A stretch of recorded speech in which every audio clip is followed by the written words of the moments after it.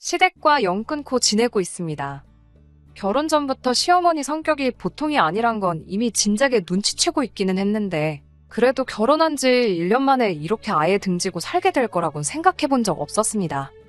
연애할 당시에는 남편이 회사원이 아니다 보니 수입이 항상 들쑥날쑥했어요. 대학 졸업 후에 취직 대신 친하게 지내던 친구와 같이 사업을 시작했다고 하는데 수입이 들쑥날쑥하다고 해서 벌던 돈이 적은 건 아니었습니다. 매번 제 월급보다 훨씬 더 많은 돈을 벌고 있었어요. 그런데 사업이라는 게 생각대로만 굴러가는 게 아니잖아요. 특히나 코로나 터지고부터 남편 사업이 직격탄을 맞게 돼서 벌어놓은 돈까지 까먹는 상황이 오게 되었습니다. 남편은 과감하게 자기 지분을 동업하던 친구에게 전부 넘겨버리고 사업에서 완전히 손을 털었어요.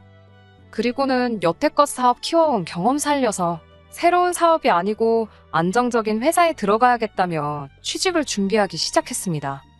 저는 그런 남편의 모습에서 다른 것보다 결단력과 추진력이 대단한 사람이구나 생각했어요. 그래도 웬만한 직장인들 월 수입은 우습게 벌 정도로 잘 되는 사업이었는데 한번 처음으로 어려운 시기를 겪었다고 그걸 곧바로 놓아버릴 수 있나 싶었거든요. 제가 남편이었다면 아마 어떻게든 사업을 다시 살려보겠다고 고군분투했었을 거예요. 결혼 이야기가 막 오가기 시작한 시점에 남편이 백수가 된 거나 마찬가지니 솔직히 저대로 다시 일어서지 못하면 어쩌지 하는 걱정도 들었지만 저런 추진력이 있는 모습을 보니 뭘 해도 하겠다 싶어서 티는 내지 않았습니다. 모아놓은 저금도 많았고 사업 털고 나오면서 친구한테 지분을 넘기며 받은 돈도 있었기에 남편도 어느 정도 여유가 있어 보였어요. 결혼 허락을 받을 때도 친정 부모님이 당장 직장 없는 남편을 두고도 반대를 하지 않았습니다. 제가 그동안 좋은 이야기 많이 했던 덕이 컸던 것 같았습니다. 그런데 제가 시댁에 인사하러 갔을 때는 조금 놀랐어요. 남자친구였던 남편이 제 이야기를 했는지 안 했는지는 중요하지는 않지만 시어머니가 이미 첫 만남 때부터 나를 잔뜩 세우고 저를 기다리고 있었거든요. 그때 시어머니 성격이 보통이 아니란 건 한눈에 알 수 있었습니다. 특히나 시동생이고 시아버지고 시어머니 말에 꼼짝도 못하고 쩔쩔매는 모습을 봤을 때 이 집의 실세가 누군지는 굳이 가려내지 않아도 누군지 한눈에 알 수 있었습니다. 그나마 신우가 시어머니 말에 농담도 하고 깐족대면서 맞장구도 치고 그랬는데 그건 그냥 딸이다 보니 엄마랑 가까워 그러는 거지 신우도 결국엔 시어머니 고집을 꺾을 수 있을 것처럼 보이진 않았어요. 결혼 전에 예비 며느리 싹을 아예 짓밟으실 계획이셨는지 심기가 불편한 걸 전혀 숨기지 않으셨어요. 결혼 자체를 반대하는 건 아니었는데 내내 기분이 영 안 좋아 보였습니다. 시어머니 심기가 얼마나 불편한지 측정하는 경보기가 있었다면 아마 그 시간 내내 하루 종일 울리고 있었을 것 같네요. 그래도 그때는 남편이 중간 역할을 어느 정도 해줬어요. 남편 또한 시어머니 말에 찍소리도 못하는 상황이었지만 그래도 계속 제 기분 살피면서 돌려 말하더라도 할 말은 다 해주더라고요. 자식 이기는 부모가 없다는데 시어머니한테는 통하지 않는 말인 것 같았습니다. 시어머니는 오히려 남편이 저를 두둔해주고 중간 역할 해주는 모습이 더더욱 마음에 안 들었나 봐요. 그리고 이 집에서 가장 목소리가 큰 건 당신이고 모든 게 당신 뜻대로 돌아간다는 사실을 저에게 알려주고 싶었나 봅니다. 남편이 잠깐 자리를 비운 틈을 타서 제 연락처를 물어보시더군요. 예비 시어머니가 예비 며느리랑 사적으로 연락하고 지내고 싶어 그러는 게 아닌 것쯤은 저도 알고 있었어요. 뭐든 간에 남편, 그러니까 자기 아들이 커버를 쳐주고 있으니 아들이 방패 역할을 해주기 전에 거치지 않고 직통으로 며느리 잡들이를 하고 싶어서 물어보신 것쯤은 알고 있었습니다. 그걸 모르고 있던 건 아니었지만 저도 시어머니가 저를 원하는 대로 쥐락펴락하게 둘 생각은 없었습니다. 그래도 제가 며느리고 손아랫 사람인데 시어머니 하자는 것마다 무조건 싫다고 거절하고 그러는 며느리가 되겠다는 뜻은 아니었어요. 그날 남편이 중간 역할 잘 해줬으니 앞으로도 쭉 무슨 일만 있으면 남편 뒤에 숨어서 알아서 해결하게 두는 방법도 있었겠지만 남편이 당시 취직 준비하는 것만 해도 스트레스가 이만저만이 아닐 텐데 벌써부터 시어머니와 저와의 갈등을 두고 너가 알아서 해결해라 하고 쓸데없는 스트레스 거리를 하나 더 던져주고 싶지 않았습니다. 그리고 한편으로는 남편이 중간 역할을 해줘서 상황을 종결시키는 게 아니고 제가 제 스스로 아닌 건 아니다. 맞는 건 맞다 하고 제 의견을 정확하고 똑부러지게 이야기한다면 시어머니도 저랑 기싸움을 해봐야 소용없다는 걸 느끼지 않겠나 하는 생각에 거리낌 없이 제 전화번호를 알려드렸습니다. 시어머니가 제 전화번호를 물어본 목적은 제가 생각하는 그 이유가 맞았고 첫 인사드린 바로 다음 날부터 결혼에 관한 이야기나 일정에 관해서는 남편과 제가 이야기도 하기 전에 시어머니가 먼저 나서서 통보하듯 연락을 해왔네요. 완전히 억지만 부린 건 아니기에 중요한 게 있으면 남편과 조율해가며 나름 잘 준비를 하고 있던 상황이었습니다. 그러다 양가 상견례를 앞두고 있던 언젠가였어요. 저희 집이 제 위로 언니만 셋이 더 있는 대가족입니다.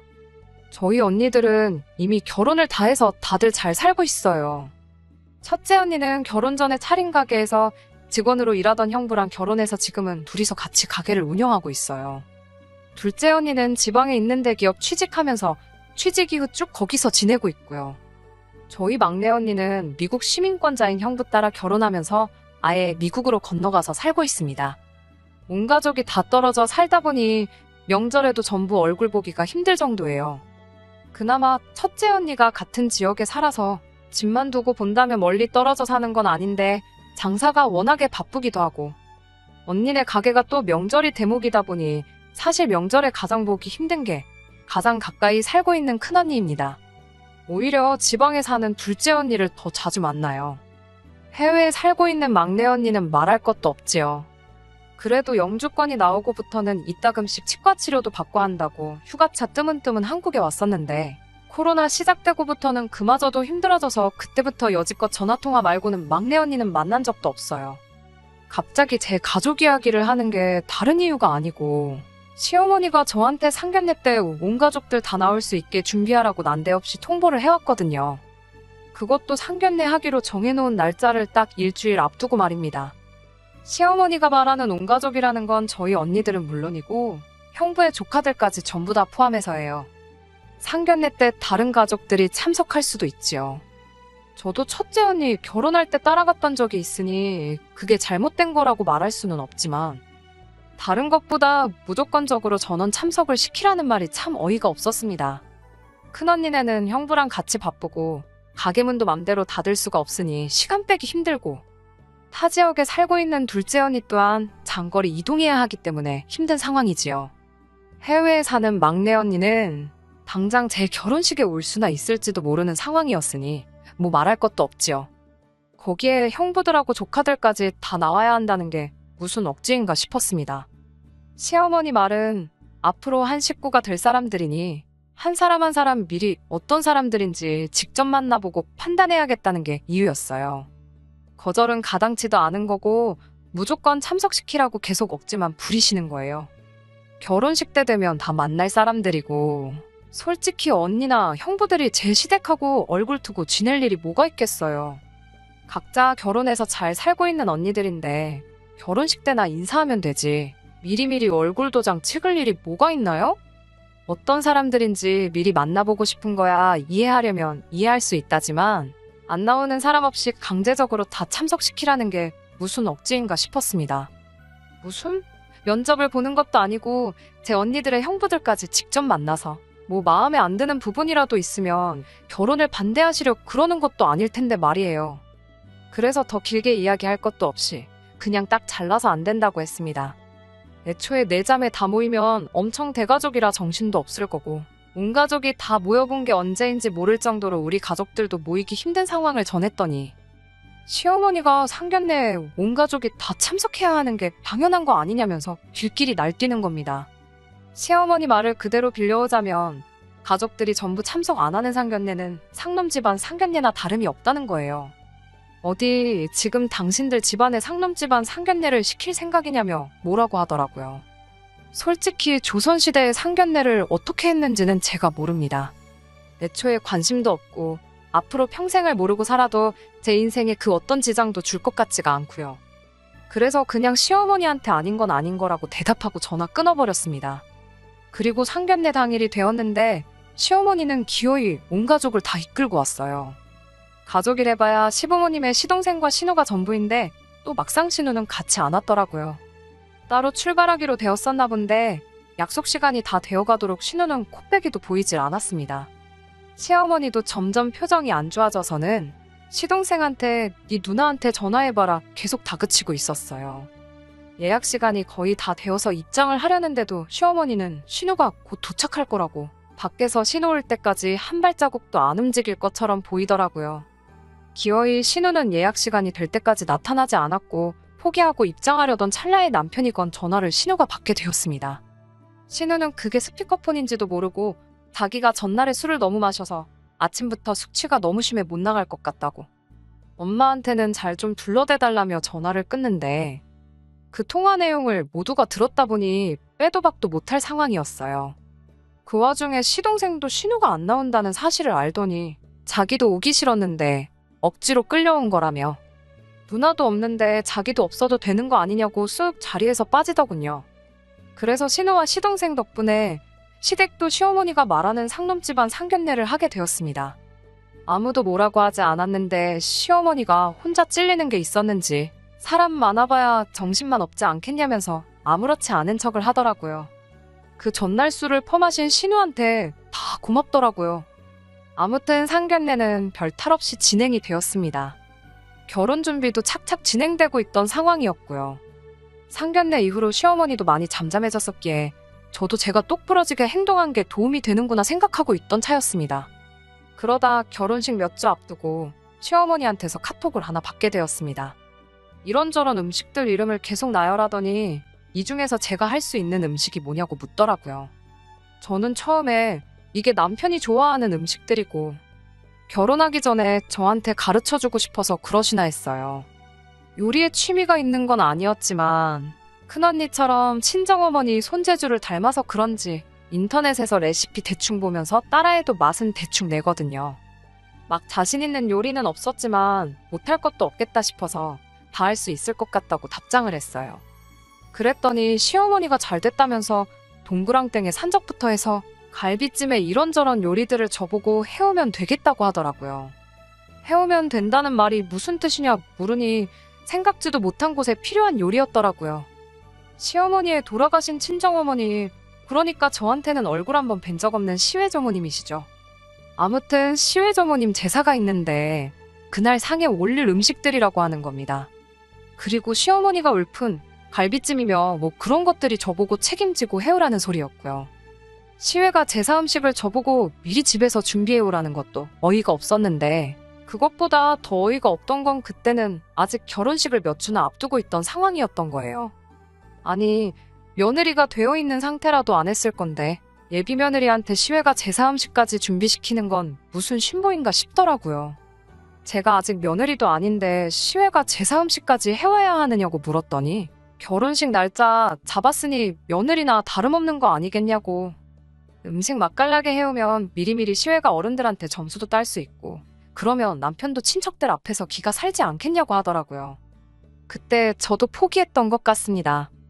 남편이 결혼 전에는 꼭 취직하겠다고 열심히 준비하는 것 같아서 최대한 스트레스 받을 일 없게 하고 싶었던 터라 시어머니와 있던 일들에 대해서는 따로 이야기한 것도 없고 티도 내지 않았었는데 결국에는 남편이 중간 역할을 해줘야 끝나겠다는 생각이 들더라고요. 그래서 시어머니한테 제가 결혼 전에 시외가 제사 음식을 해가면 그 자리에서 남편이 정말 기가 살겠냐고 먼저 물어보겠다고 했어요. 제가 꾸역꾸역 그 음식을 해갔는데 남편 기가 안 살면 제가 해갈 필요도 없는 거 아니겠냐고요. 그랬더니 시어머니가 그걸 왜 내 아들한테 말하느냐고 말하지 말라고 하더라고요. 안 그래도 직장 알아본다고 정신없는 애한테 그런 걸 물어보냐길래 어머님 말대로면 제가 남편 기 살려주는 일인데 좋아하지 않겠냐? 그럼 그만큼 의욕도 샘솟지 않겠냐고 했더니 시어머니 아무 말도 없다가 그냥 전화를 끊어버리시대요. 결혼 전에 많이 삐걱이긴 했지만 남편도 그동안 제가 시어머니와 있었던 일을 듣고는 저보고 고생이 많았다면서 자기가 취직만 일단 성공하면 같은 일로 두 번 다시 스트레스 받지 않게 중간 역할을 잘해주겠다고 약속을 해왔습니다. 저한테 미안해하던 남편 마음과는 반대로 시어머니는 사사건건 어떻게든 빠져나가는 제가 마음에 안 들었던 것 같습니다. 어떻게든 저를 한 방 먹여주고 싶어서 벼르고 있었던 것 같아요. 아무튼 그 사건 이후로는 큰 문제 없이 결혼식을 올리게 되었어요. 오히려 결혼식을 올리고 남편과 한 집에 살게 되니 시어머니가 저한테 연락하는 일이 없어지더군요. 남편이 결혼 초에도 직장을 구하던 와중이다 보니 아무래도 아들 눈치가 보이긴 보였던 것 같아요. 거기에 그림이 그렇잖아요. 남자인 자기 아들은 집에서 일단 놀고 있고 며느리인 제가 회사 나가서 일하고 돈을 벌어오는 상황이었다 보니 더욱 더 저한테 뭘 시키기가 그랬던 게 아닐까 싶었습니다. 그렇다고 아예 연락이 없던 건 아니고요. 이따금씩 전화해서는 너무 남편이 집에만 있다고 해서 집안일을 전부 남편한테 떠넘기지 말라고, 저러다 진짜 전업주부가 될 수도 있으니 집안일을 시키지 말라고 하는데, 그런 거야 제가 시키지 않아도 남편이 알아서 했으니 따로 그것 때문에 남편과 다투거나 하는 일은 없었습니다. 그리고 그렇게 신혼 6개월 차를 넘기니 남편이 그간 노력해온 여정의 결실을 맺을 수 있었어요. 게다가 남편이 사업을 운영했던 기간까지 전부 다 경력으로 쳐줘서 여태껏 회사 생활을 했던 적이 한 번도 없는 남편이었는데도 높은 연봉의 관리직 자리로 취직을 하게 되었습니다. 다만 그건 그거대로 부작용이 있긴 했어요. 아무래도 밑에서부터 올라온 경력이 아니다 보니 팀원들한테 신뢰를 얻지 못한 상황이었던 것 같더라고요. 경력을 인정받았다지만 실무 경력이 있는 것도 아니었고요. 그렇다 보니 남편이 모자란 경력을 채우겠다며 매일같이 야근을 하고 그랬습니다. 어쩔 때는 퇴근도 안 하고 회사에서 하루를 꼬박 세우는 일도 있었어요. 그 연장선이나 마찬가지일 수 있는데 남편이 추석 명절 연휴 기간 내내 회사에 나가봐야겠다고 말을 전해왔어요. 결혼 후 맞는 첫 명절이기도 해서 기어이 출근을 하겠다는 남편이 조금 원망스럽기도 했지만 오죽하면 저러겠나 싶어서 이해하기로 했습니다. 그런데 문득 생각해보니 남편이 없는데 시댁에 가야 하는 건가 싶더라고요. 연휴 내내 남편도 회사에서 숙식을 할 계획이었기에 저도 내내 집에 혼자 있어야 하는 상황이었거든요. 어차피 그럴 바에 친정에 가서 쉬다 오면 좋겠다 싶었어요. 그리고 시어머니한테 미리 전화를 했어요. 상황이 이러이러하니 명절 당일 새벽에 저 혼자라도 가서 찾아뵙겠다고요. 그리고 명절 음식 같은 거 해야 할 거 있으면 같이 도와드리겠다 했어요. 저녁에 다시 친정에 와서 남은 연휴는 친정에서 보내겠다 말했고요. 제 말 끝나기가 무섭게 시어머니가 저보고 남편이 명절에 뼈 빠져라 일하는데 마누라가 돼서는 친정 가서 놀고 먹을 생각밖에 없냐면서 제정신이냐며 뭐라 하는 거예요. 아니, 솔직히 제 입장에서는 번거롭게 2번 움직일 바에 명절 연휴 시작하자마자 시댁에 얼굴 도장만 찍고 친정에서 푹 쉬다 오는 방법도 있었는데 괜히 흠잡히겠다는 생각도 있긴 했지만 그래도 당연히 할 도리는 해야겠어서 명절 당일에는 시댁에서 일거리도 돕고 하려던 계획이었는데 속 깊은 며느리 칭찬까지 바란 건 아니지만 제정신이 아니냐, 마누라가 돼서 놀 생각밖에 없냐고 한 소리 들으니 어이가 없더라고요. 친정 가서 탱자탱자 놀 생각하지 말고 연휴 시작하기 무섭게 시외가 큰 집에 가서 제사 준비나 도우라는 겁니다. 심지어 시어머니는 시댁 제사가 있으니 저 혼자 시외가 큰 집에 가서 제사 준비를 도우라는 소리였어요. 그리고 명절 당일 새벽에는 시댁에 와서 시어머니를 도와 시댁 제사 준비를 하라고요. 세상에 그놈의 시외가 제사를 자꾸 저보고 챙기라는지 싶어서 저도 그냥 내질러 버렸네요. 남편이 명절에도 출근해서 뼈 빠지게 일하는 거 아는데 그렇게 일한 지 얼마나 됐다고 그러시냐고. 그동안 저 혼자 뼈 빠지게 외벌이 하면서 집안 먹여 살렸던 거 기억 안 나시냐 했죠. 결혼하고도 6개월을 저 혼자 돈 벌어오고 그랬는데 남편은 집에서 펑펑 놀고만 있었으니 남편이 취직 준비한 6개월, 180일만큼은 나도 남의 집 조상님 밥 준비해줄 바에야 그냥 나 혼자 편히 쉬겠다고 받아쳐버렸습니다. 그랬더니 시어머니가 저보고 말하는 꼬라지 좀 보라면서 아주 맹랑한 걸 며느리로 들였다며 소리를 치시더군요. 결혼했으면 출가회인이라는 소리도 못 들어봤냐고. 그렇게 친정이 좋으면 평생 친정에 붙어서 살라고. 앞으로 시댁 식구들 보고 지낼 생각은 꿈도 꾸지 말라고 하시더군요. 한번 이렇게 내질러버린 김에 그동안 쌓였던 거 다 풀어버리려고 더 싸울 생각이었는데 시어머니 그 발언에 엥 소리가 절로 나더라고요. 듣고 보니 저한테 나쁠 게 하나도 없는 말이었으니까요. 앞으로 시댁 안 가게 되는 게 뭐가 무섭다고 거기서 제가 꼬리를 내리겠어요. 좋으면 좋았지 싶어서 그 길로 바로 시어머니한테 알겠습니다 말하고 어머님 뜻대로 저는 앞으로 친정에만 가고 시댁에는 발길을 끊겠다고 바로 대답해드렸어요. 그리고 그동안 말 안 듣는 며느리라서 어머님이 고생 많으셨다고 이제부터라도 말 잘 듣는 며느리 되겠다 말하고 이번 명절에도 당일에는 시댁에 갈 예정이었는데 어머님 말을 앞으로 잘 듣기로 했으니까 명절 당일에도 그냥 딴 데 안 가고 시댁도 안 가고 친정에만 딱 붙어 있겠다 말하고 그냥 전화 끊어버렸어요. 사실 그 이야기 하면서도 시어머니가 아플싸 싶었는지 뭐라 하셨는데 못 들은 척 했어요.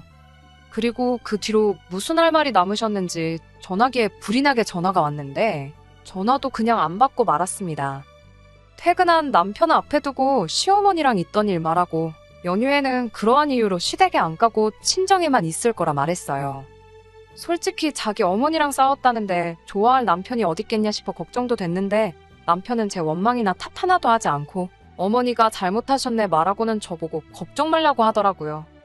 앞으로도 시댁 할 일이나 있으면 저 두고 자기 혼자 다녀오겠다고 하대요. 그렇게 결혼 1년도 채 되지 않아서 시댁과 등지고 살게 되었습니다. 지난 설에는 예고한 대로 아예 시댁은 남편 혼자 다녀오고 저는 근처도 가지 않았어요. 설 연휴 시작됐을 때 그때 그랬어도 찾아뵙는 게 맞지 않나 싶었는데 남편이 갈 필요 없다고 딱 잡아떼더라고요. 남편이 중간에서 많이 힘들어 보이긴 해요. 제가 남편이라고 생각하면 중간에서 입장이 얼마나 난처할지 충분히 이해가 되네요. 그래도 그걸 떠나서 솔직히 지금 이 상황이 남편 때문에 마음이 불편한 거지. 제 자신만 두고 본다면 너무 편하고 더할 나위 없이 좋네요. 끝까지 들어주셔서 감사합니다. 오늘의 사연은 여기까지입니다. 구독과 좋아요, 알람 설정 부탁드리고 더 좋은 사연으로 다시 찾아뵙겠습니다. 감사합니다.